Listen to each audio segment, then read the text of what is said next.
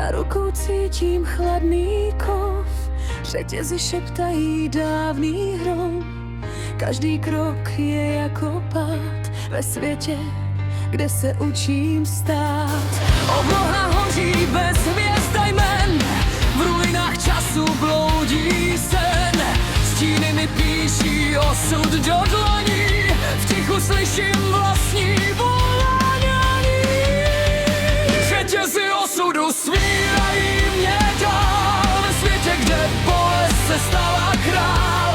Každý můj dech je boj i pád, a přesto se odmítám.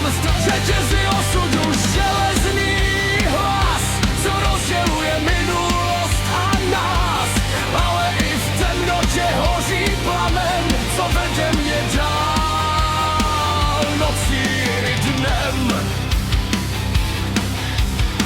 Padám a vstávám v kamenných zdech, čas se mi ztrácí v rozbitých snech. Tisíce rán mě učili žít, to, co mě zlomilo, nemůže vzít. Vítr mi šeptá, ještě ti dál, i když svět kolem dávno spal. Možná je osud jen temná hra, ale moje duše ještě neprohrála. Řetězy osudu svírají mě dál, ve světě, kde bolest se stala král.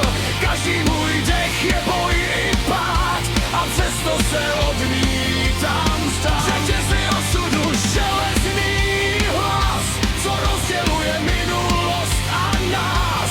Ale i v temnotě hoří plamen, co vede mě dál nocí i dnem. Až jednou praskne poslední kruh, zvednu se výš než vlastní duch. Bez strachu projdu temnou zem, protože osud nezlomí mě já. Řetězy osudu svírají mě dál, ve světě, kde bolest